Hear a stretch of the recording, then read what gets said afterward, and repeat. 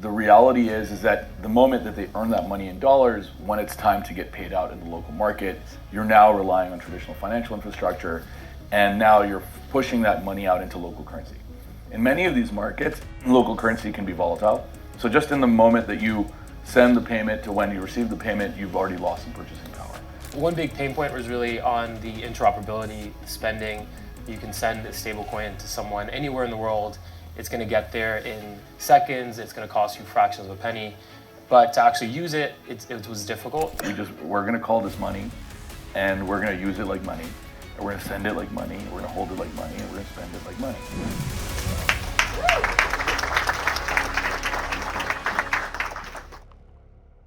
So thank you all so much for being here. So exciting to see this group. I hope we can get through this really energized, talking about, something that is not so niche anymore, right? Stablecoins are becoming part of the mainstream global financial markets and conversation. And I have two of the best people in the world to talk about this. So Farooq and Charles, can you please introduce yourselves and talk a little bit about the inception of Rain? Yeah, for sure. So I'm Farooq Malik. I'm the co-founder and CEO here at Rain. My background is mostly traditional financial services. I spent most of my career in private equity prior to that. So I have been around the world seeing kind of the pain points of international money movement and financial reconciliation, et cetera. I got connected to Charles during the On Deck Fellowship, and we really didn't want to start a large business. And we accidentally just started working. We started working on a side project together, and we started discovering the pain points of traditional money movement rails. I'll let Charles introduce himself. Yeah, I'm Charles Yoo-Naut. I'm the co-founder and CTO of Rain. My background is more in the fintech side, so sold my last startup, which was in the HR payment space, to Intuit. Worked at Intuit on QuickBooks, building software for contractors globally. Met Farooq in 2021 through On Deck, as he said. And we were building a tool in the traditional fintech space and really got frustrated with the rails that were available in the US for money movement. We were building on top of ACH. It was really slow, inaccessible. And that's how we first started to dip our toes into stablecoins. We were building a fundraising platform and started enabling USDC payments, so allowing investors to invest into startups using stablecoins. And there was a few aha moments that we had in building that project that got us really excited about the possibility of stablecoins. And we felt like they could potentially be ubiquitous, but there was a few things really holding back adoption. As we started talking to more people who were using stablecoins, early adopters, one big pain point was really on the interoperability spending. You can send a stablecoin to someone anywhere in the world. It's going to get there in seconds. It's going to cost you fractions of a penny. But to actually use it, it was difficult. And that's where Farooq and I first started to focus when we thought about how we can actually unlock adoption. And that's really why we started Rain in 2021, to solve that problem. Awesome. Can you put us into perspective, because I don't know if everyone knows where Rain is right now, but what's the trajectory and where you guys are right now? Yeah, so Rain, we started the company in 2021. Our thesis early on was really about that the financial rails around the world are going to be upgraded. There's now an opportunity to move from electronic money, which is generally, you can send instructions, but the money flows separately, to digital money, where it's the difference between like an email and fax, right? Where you get it, it's there, you have everything you need. And that was the opportunity. And we realized that in order for that to happen, there needed to be a complete new set of financial tools and infrastructure that needed to be built. And so we started building that in 2021 with the view that eventually people were going to wake up and realize that stable coins are just regular money. And this is now starting to happen with the Genius Bill in the United States, with MiCA in Europe, where regulators are making rules for the road. They're treating stable coins and tokenized money as real money, where you can transmit value, you can hold and store and spend.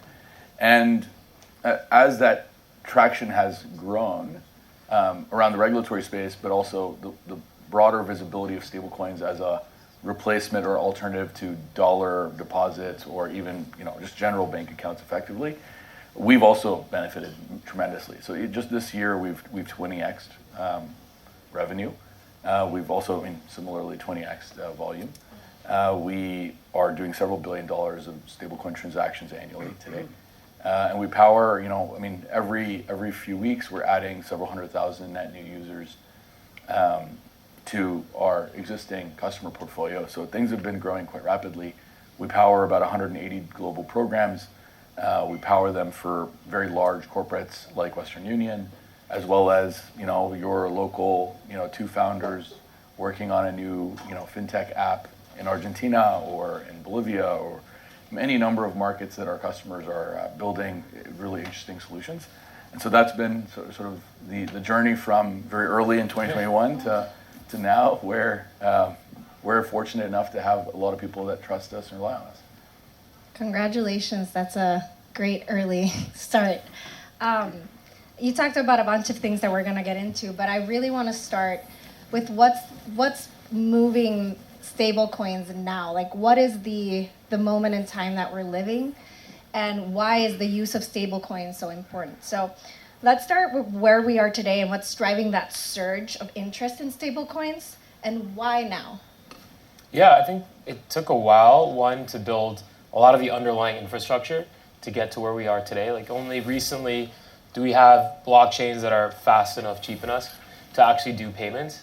And stablecoins themselves are relatively new. People tried payments with crypto 10 years ago, but when you're using something like Bitcoin, it's very volatile. It ended up not being the best way of transmitting value. And then USDT, USDC came out over the last 5 years, really started to grow in volume.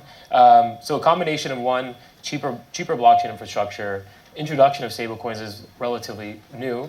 And then the infrastructure on wallets has really improved. You have embedded wallets where people no longer have to save the seed phrase, because that was a huge onboarding problem that existed before. So a lot of fundamental infrastructure had to happen.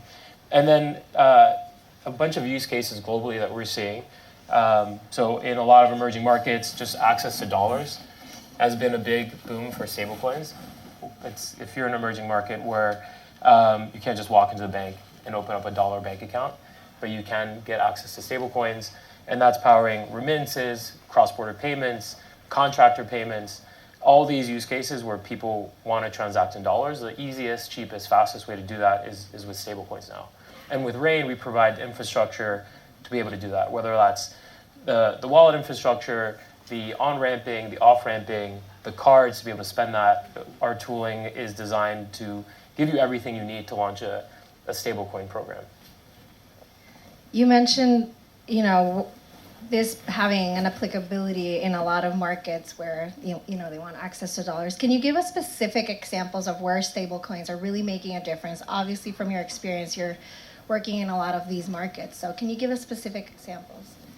Yeah, during the pandemic, for example, right? Like when remote work really took off, we saw the emergence of lots of different types of global payments companies, right? Like global payroll, global contractor payments, and all sorts of these types of businesses, like gig marketplaces, et cetera, have grown tremendously. And these businesses, by default, are borderless, right? These customers, if you're hiring a freelancer on Upwork or Fiverr, these people are all over the world. And you're getting access to that talent sitting at home here in New York or anywhere else in the world. And the currency of that commerce is dollars. And so that means that there's a freelancer in Bangladesh or Indonesia that is earning in dollars in that market. The reality is that the moment that they earn that money in dollars, when it's time to get paid out in the local market, you're now relying on traditional financial infrastructure, and now you're pushing that money out into local currency. In many of these markets, local currency can be volatile. So just in the moment that you send the payment to when you receive the payment, you've already lost some purchasing power, right? And so in these examples, you're already earning in dollars. Generally, banks in Indonesia or Bangladesh or Bolivia, there's no dollar accounts. It's not like you can earn this money, hold it in dollars. You've spent the time to find the opportunity to earn dollars or euros or, develop market currencies. But when it comes time to using that money or holding that money, the same way that we all do, right? Like we have accounts, we try to save money, we try to invest money. But generally for us, we have account infrastructure. And a lot of these places, they're relying on local currency account infrastructure where you're losing purchasing power, you're losing the ability to actually transact, and the global currency of commerce is still USD or euros or GBP or large sort of developed market currencies. So when you're buying products and services, so if you're a freelancer or a designer, you're paying for Adobe, you're paying for Figma. These things all are priced in dollars. And you've just earned dollars, you now paid a fee to get that money back in your local currency. You're buying something that's denominated in dollars, so you're paying a fee again to pay for something in dollars. And so you're losing like 5, 6, 7%. And so that's just a hidden tax, right? Like imagine your taxes went up 5, 6, 7% overnight. You would not be happy, right? And so, but it's the flip side. So now if you imagine saving 5, 6, 7% of every dollar you make, you are quite happy. So if somebody's able to provide that service to you, you're not only an early adopter, you're a power user, you're excited about it, the products are growing fast, the founders that are building these products are growing fast, and you're providing massive economic improvement without having to pay people more money, right? So you're essentially letting them hold more money, spend more money, save more money, invest more money, and that's a massively powerful tailwind. And so what we see is that when customers build these types of solutions, there's massive adoption. And the massive adoption also is really interesting because stablecoins by default are not gated by national borders. So now if you're a person that is a Bolivian that happens to live in Argentina temporarily for farm work or whatever it is, you're now able to hold that money even though you don't have access to the local financial infrastructure. You can transact, so next year you go from Argentina to Chile, you can still keep that account, you have those dollars, they're in your pocket, you can spend that money, and it's tremendously powerful, right? And so it creates this opportunity to provide like borderless financial infrastructure for a world which is increasingly becoming more and more borderless. And when something grows this fast and also is very disruptive, as this is, regulators will start knocking at your door and kind of, which brings us to the fun part. Regulators around the world are kind of still defining, I know the US in the summer passed the Genius Act, but they're defining their stance on stablecoins.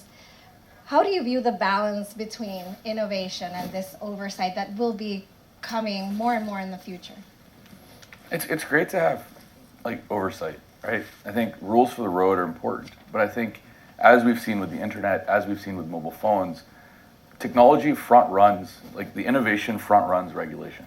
And generally you find out what's reasonable, what's sustainable when you have the ability to actually like do an assessment of what's working, what's not working, and the things that are important versus the things that are not important.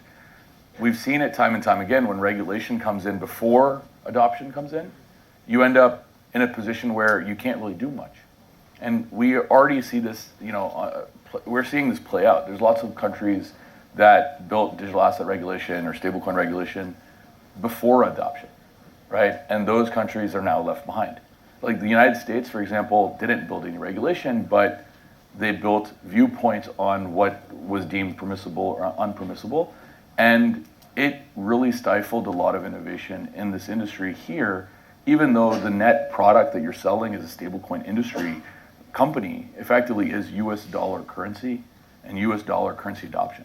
And so if you can imagine as a regulator in the United States, the lack of understanding and the lack of ability to kind of just say, hey, we're going to take a hands-off approach and see how this plays out, caused massive capital flight, massive innovator flight, massive team flight from the United States to other places. And now we're starting to bring it back home. But there was a period where it was very difficult to be building this type of stuff and technology here in the United States, largely because the risks that were being projected on the industry were potentially unfair. I mean, sure, there's elements of the cryptocurrency industry that, yeah, you can make lots of statements about it, but like stablecoin technology, programmable money, the ability to auto-reconcile transactions, this is just infrastructure, right? Like this is just adding numbers together, moving dollars from place to place. This is just literally what you do in a ledger or an ERP, but made available to a global customer base, right? And if you treated it that way, it would have been a lot simpler to be building things here, and we wouldn't now, as a country, be trying to recapture an industry that was built here. Charles, I would love your stance on this. Obviously, you're Chief Technology Officer. How does this influence your work, right, and your view of the future? Yeah, I think we fundamentally believe that this technology is good for the world, and regulators are slowly catching up to that, especially in the US, where they see One, accessibility to the financial system is improved with blockchain technology. You're able to actually increase transparency and accountability in financial actors like us. Building this infrastructure, everything's on chain. It's easy to audit what we're doing. It's easy for us to find and identify who the bad actors are because all of their activity you can trace all the way to the Genesis block. So if you think about regulation, should be promoting what's for the good of the general public. There's a lot of stigma that was in the crypto industry. Some of it was fair, some of it was not. But with stablecoins, a lot of people are opening their eyes to the actual power of this technology. So we're really excited to see that regulators are actually shifting to a more pro stance on the innovation happening. So I think the message is innovation will thrive more with clarity. I want to look ahead because I know people in this room are thinking, 5 years, 10 years. If you look 3 to 5 years ahead, what does a stablecoin-powered financial system look like? Our thesis is a very simple one, which is that if you look 5-10 years ahead, everything is powered by this technology, right? Like we don't think about this as stable coins or tokenized deposits or CBDCs or any of these other things. We just think about this as the natural progression of money, right? This is just changing the way that money moves.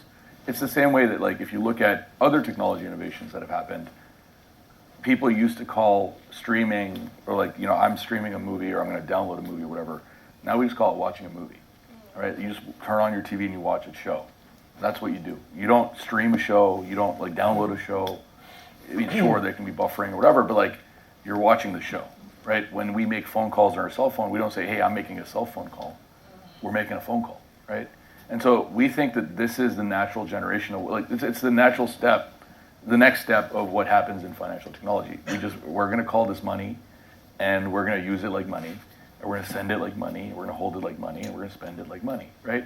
And so that's where we think this industry goes, where there's an innovation happening, there's a new industry being created, but ultimately rules and clarity are really about reintegrating this innovation back into financial infrastructure so that you can provide new types of financial products at a fraction of the cost than as possible today, with lower working capital requirements, with larger addressable customer bases, and do that at a much lower cost with much higher efficiency.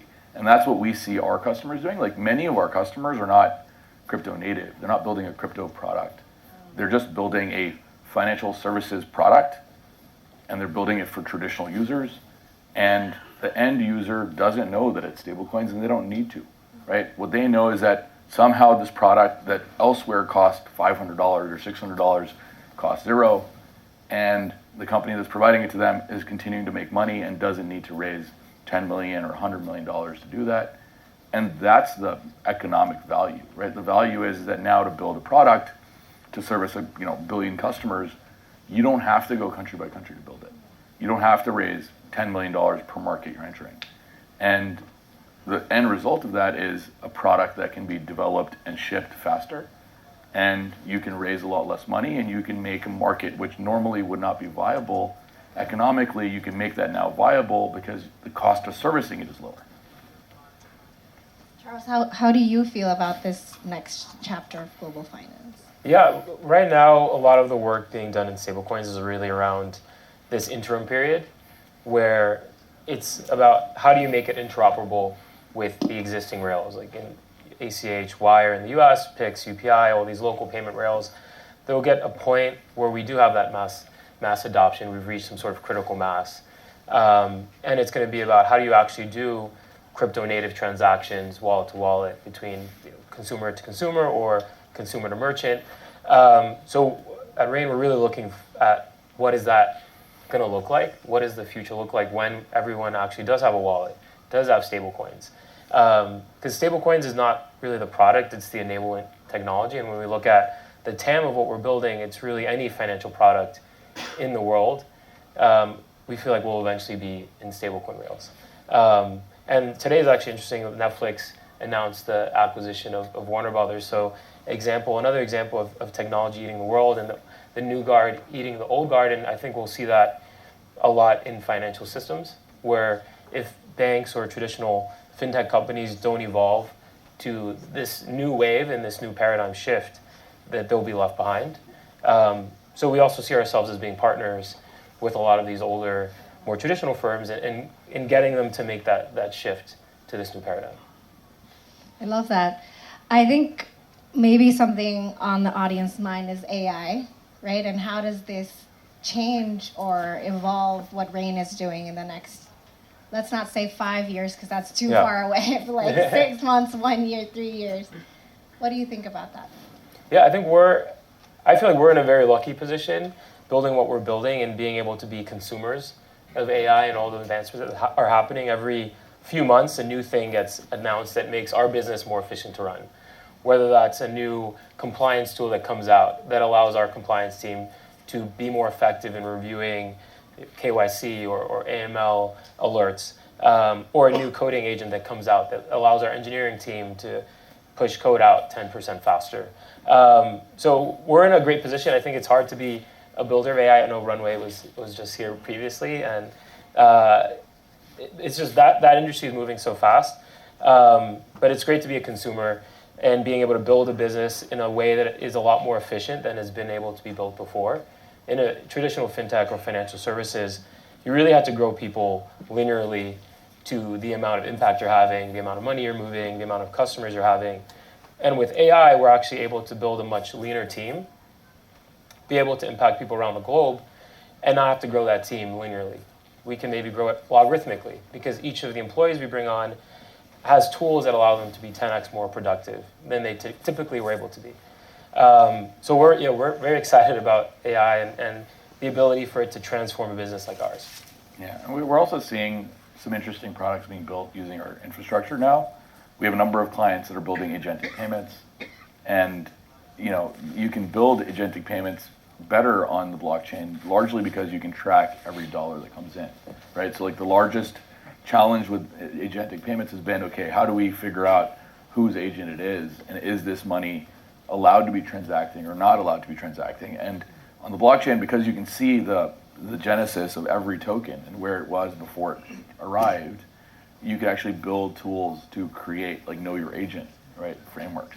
The other thing is because we own our own stack and we're a technology company, we own our licensed entity, et cetera, we're able to actually develop these things in-house without having to and put our customers on top of it, where we can monitor the growth of these types of things without having to do it the other way, where our customers would have normally had to go to a more conservative financial institution, then figure out how to get them to be comfortable with something, and then eventually be able to build something. And so simply by existing, we've reduced the barrier to entry, right, in some of these new types of technologies.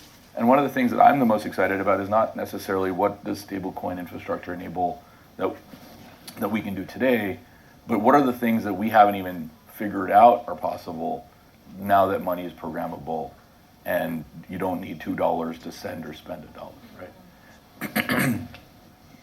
Super interesting. Okay, I need to end this with Endeavor because your journey this year has been incredible. You guys got selected this June in Warsaw, Poland, Great ISP, through the Endeavor Puerto Rico office. Being based in New York, Charles, you're Puerto Rican, and we are digging into, at Endeavor, this hub strategy, right, where we can select diaspora candidates and really support them from anywhere. So I want to talk a little bit about your journey this year with Endeavor and how you're leveraging the network. You have a huge geographical footprint, a global company, and I want you guys to talk a little bit about how does that global presence support your expansion? Our Endeavor's global presence support your expansion? I think in a lot of ways, just like Endeavor has this hub model, we're also inspired by that and how you guys are able to have this global reach with the HQ in New York. And then Puerto Rico is a big hub for us. Like 10% of the company is based on the island, and we're growing that team pretty rapidly as well.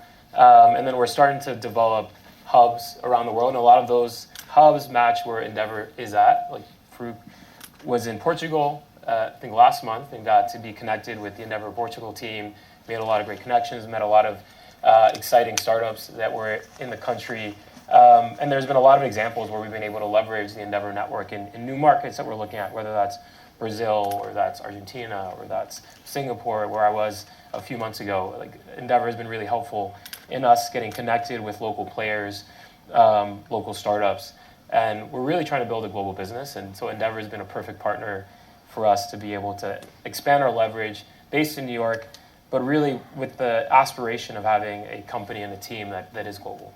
Yeah, and one of the other things we've seen, right, like we have, like, you know, every once in a while we'll have a call with a prospect and they're part of Endeavor, right? And they, because they're part of the Endeavor community, they're, you know, I mean, they're able to actually reach us anyways, but they try to go through the Endeavor network to kind of come and talk to us about, hey, what does this mean for our business? And it's been really interesting to see that, hey, this is a massive global network. There's really high quality founders, really high quality companies that are part of it. And whenever we travel somewhere, I mean, we already have several Endeavor companies that we work with and power, and we're really grateful that we have the opportunity to work with them and have built this relationship with the Endeavor community separately, because it's really, I think it helps them understand that, hey, we're a trustworthy partner, we're part of a vetted group of global founders, et cetera. And it's been a super useful tool for us, especially as we expand geographically, like Charles was saying. Like Endeavor's been really helpful for us to identify, hey, you know, what are markets like in Europe that have talent that we should be exploring as like a potential hub? Where should we be exploring potential licensing expansion? And having folks and resources on the ground with the network, with the connections to be able to help us find the right, you know, advisors or legal partners or even connections to regulators has been super important. And so, you know, we've been able to supercharge our business because of this relationship with Endeavor. I'm very, very, very glad to hear that. And as I always tell you guys, it's such an honor and privilege to be your Endeavor office. Thank you for coming here today and answering all my questions and for representing not just Puerto Rico, but our New York hub. We're so excited. Thank you to all of you for your attention, and thank you.